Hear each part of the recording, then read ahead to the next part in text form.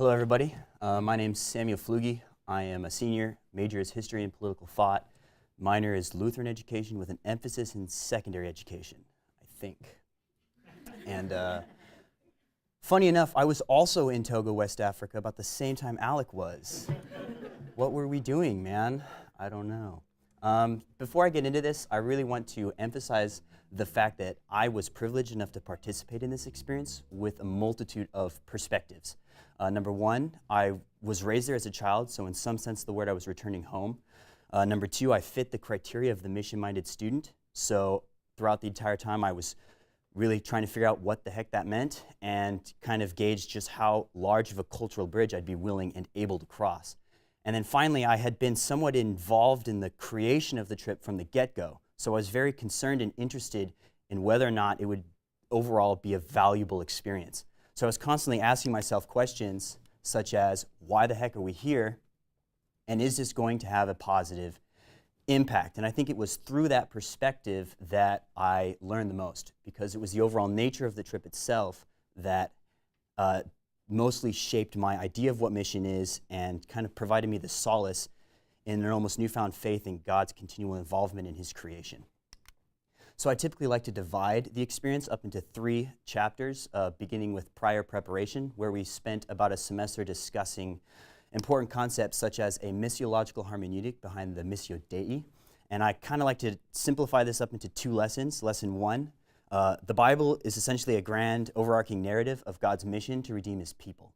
Lesson 2, a common theme throughout that narrative is that mission primarily belongs to and is carried out by God. It's his, and he's the one who does it. And what is super interesting or impactful about that is it kind of allows for a shift in missional motivation. Mission is no longer this task that we have to carry out because Christ told us to do it before he flew up into heaven, but it is now this privilege given to us on account of God's grace. Bottom line is we no longer have to do mission. We get to participate in God's mission. And that's kind of the shift that I saw. And this allowed for discussion of potentially new approaches to mission, one of which we talked about as the approach of learner. And the basic idea there was that the missionary approaches a cultural context with an acknowledgement of a current conversation that creates meaning. And instead of approaching from the position of authority that usurps or undermines that meaning, we approach it from a position of vulnerability that seeks to participate. And that was why our goal was not to really engage or offer anything through active service, but to be present, observe, and participate. And the idea was that God would carry out his mission through that. So I was constantly asking myself, was this working? Is God doing his mission through this almost fundamental aspect of human conversation or human interaction? And that leads me to the next chapter, where I saw various learning experiences or moments of connection that answered that question with a resounding yes. And there were 3 relationships that I think that we developed. Number 1 was our relationship with the congregations in Mir and Tansega. And what was really cool about that was that we were able to really get to know them and connect with them by dancing with them. And through that, we participated in something that was culturally and historically valuable. And this is a video. That's Deanne and Grace learning a dance from the woman, or a woman in the congregation in Mir.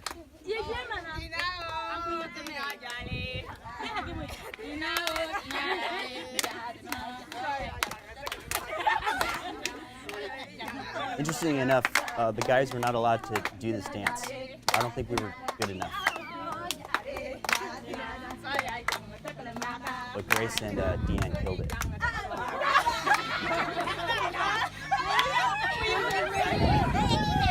So that was really cool. And then another relationship that I think we developed was with the pastors in the region. We were able to really listen to their stories and hear about the struggle that comes along with balancing this bivocational role of pastor and farmer. And I think I was privileged with kind of experiencing that firsthand by spending a day with Pastor Eli. This is a picture of Dr. Fluegge trying to plow, and Pastor Eli found that very amusing. But I also spent about 2 hours one morning learning how to plow from him, or just plowing his field, and man, not even 2 hours, my hand started bleeding, and Pastor Eli said, "You need to stop." So that was embarrassing. But I also got to I also got to attend a preacher station that he does, and the goal is he does Bible studies at this village, and hopefully the community will grow enough so that he can start a church. But what's really cool about that was that he explained the story of Ruth in a way that really resonated with the people from that village, because most of them were not pastors, but farmers. And that just, to me, served as a kind of testimony to just how credible these local pastors are in communicating the gospel in their context. No one talks to the MOBA better than the MOBA. That's what I got from that.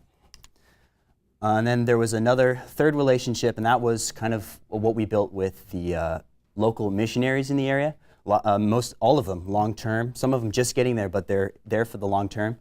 And what was really cool is, number one, they spoke English, so we could speak English to people, which was really refreshing. And we were also able to really discuss the importance of learning from within other cultures. And this was recognized by missionaries in the area as something important. And there's also just the testimony of Valerie Stonebreaker. She has been there since 1997, almost 22 years, and the lengths that she has gone to really integrate herself with the cultural conversation there is amazing, and I admire it so much. One of our translators was named Azuma, and he is her MOBA son, and she is his MOBA mother. This was a role that she was entrusted with by Azuma's first mother before she passed away. This is not something that you are given lightly. This is, I see as a kind of a product of many, many years of dedication and commitment. So, yeah, I think she sees herself as MOBA. She's there to stay, which is I respect that so much. And then this goes into the third chapter, which is the often overlooked phase of reentry. And I am convinced that during reentry, one experiences or grows and learns just as much, if not more, than they do in the field. And that was kind of the case for me. I was really struggling with the contrast between our individualistic and materialistic society and the agricultural and holistic and communal society that is in Togo. And there's just a lot of differences between the two, and kind of makes you think of maybe what we're missing and maybe similarities and differences. But I think there's a lot that we are missing as a society because we're so highly individualistic and we rely on a lot of things that we don't necessarily need. But the thing about culture shock at home and about reentry is it also makes you think about what the heck you learned. And through that process of meditation and dwelling, I think I came to two temporary conclusions. I'm going to start with the personal one. Prior to the trip, I think God was simply the kind of distant cosmic thing, and I was lacking a sense of relationship with God that is really necessary to maintain faith, I think. And this trip and this experience really reiterated to me that God is not a distant power, but he's really intimately involved in our lives. And one not need look farther than people talking to each other. That's just in and of itself evidence of God's existence. At least for me, it was just kind of a way of reassuring myself. And then also, I think on a broader scale, I came to the contemporary conclusion that I think as a broader church, we need to maybe prioritize conversation more than just conversion. And this is kind of coming from a more Lutheran perspective where maybe the faith that we place in God's ability to ensure our salvation, maybe we can apply that to our trust in his ability to communicate his word to his people. Bottom line is our eternal future, that's God's business. I think developing and maintaining and sustaining relationships, that's our business because that's what we were made to do. That's part and parcel to the human experience. And so that was just two big lessons that I learned from the field, from observing my teammates and Dr. Fluegge interacting with this culture and these people. And I think I also really learned it from the way they interacted with us and the way they accepted us and were so happy to teach us things that we had never seen before. Okay. Thank you, Sam. No worries. Thank you.